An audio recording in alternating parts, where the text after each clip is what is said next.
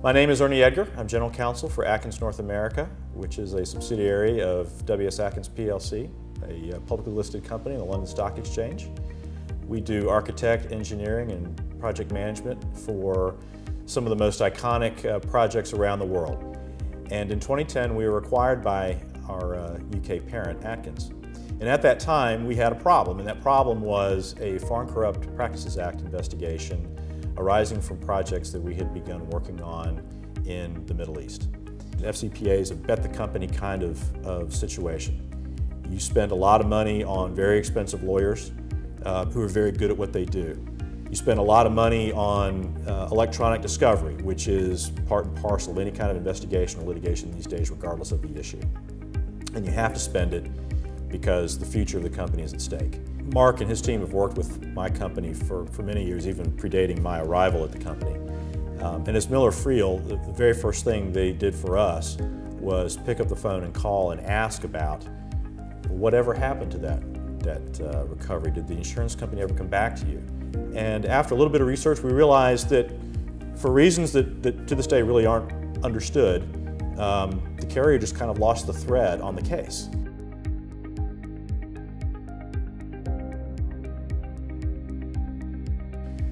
They had their eye on that ball when I, as the in-house counsel, and I'm not an insurance coverage specialist by any means, I had really no idea the impact this would have for us in a positive way. But Mark did. He and his team had their eye on that ball. They understood the stakes for us and what it could mean for us. And by simply picking up the phone and asking the question, they opened up an avenue to us that was essential to our performance over the last several years. We worked with our carrier and its counsel over a period of months trying to negotiate the various issues. And it became fairly clear that we were not going to be able to resolve that in any kind of face-to-face negotiation. And so Mark and I embarked on a process of taking it to mediation, finding a mediator that both sides felt like could help us resolve this issue. There was a lot riding on it from my perspective as the in-house counsel and representing the business. And there were hard questions that had to be negotiated through the mediator about responsibility and liability on our side as the insured, on their side as the carrier. Neither side was interested in litigation. I mean, obviously that is the last resort, but Mark and I working together put together a plan where we had to educate the carrier and its counsel and then work to a resolution process that ran short of litigation. We were successfully able to get them to agree to a mediation, and that mediation was ultimately a success because of the arguments that Mark and his team marshaled, persuaded the carrier and its counsel that if this were ever tested in litigation, they had real risk, if not a losing position. And faced with that, they agreed to a very favorable resolution from our perspective.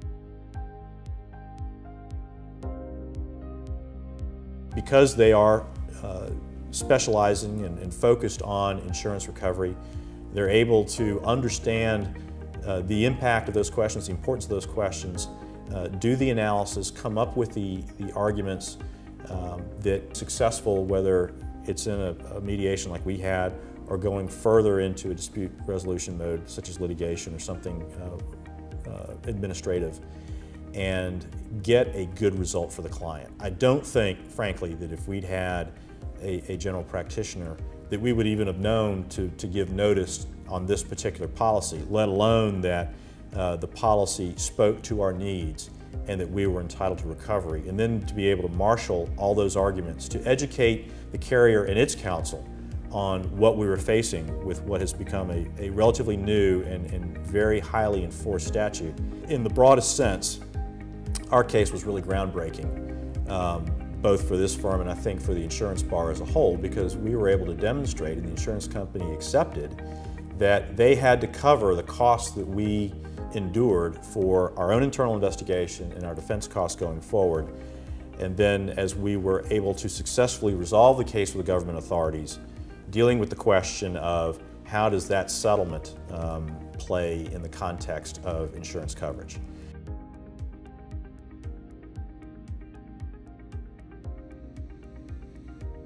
The other part of this that really bears mentioning is you can go to a mediation, you can go to litigation, and there's a way that counsel working on opposite sides feel like they're being treated by the other side. And that can be a very adversarial personal process, or it can be a very professional process. And both as an outside lawyer and as an in-house counsel, I've seen it kind of all across the spectrum. What really struck me about how our mediation worked with the counsel and the carrier on the other side is it was one of the utmost professional outcomes that I've ever seen. And at the end of what was very tough but fair and professional negotiation, there were very warm feelings of professional respect, and the carrier wanted to support our business at the end. And I think that's a testament really to counsel on both sides, but especially to Mark, because he had to be the one to initiate this and carry those arguments through with the opposing side. It started with face-to-face and letter writing, and then it culminated in that mediation. But it was absolutely a positive result and has fostered a spirit of cooperation between the carrier and Atkins as we've gone forward to continue to defend and now settle the outstanding matters. Substantively, we came to a very favorable resolution, but the cost of doing so was nevertheless painful. And if we had not had the insurance coverage to reimburse those expenses, the North American part of the Atkins enterprise would have really struggled over a period of a couple of 3-4 years. And that recovery was essential to our ongoing business success as we've embarked on new projects. Anyone who's in business understands that a loss means that people lose their jobs. Conversely, the recovery means a lot of good engineers, a lot of good architects, a lot of good project managers, and the other professionals who support them are still working at Atkins and still delivering great projects for great clients that make our life better across society, whether we're talking about road design, building improvements, water and wastewater development. All these things have a social good and a social impact. That's why our people come to work.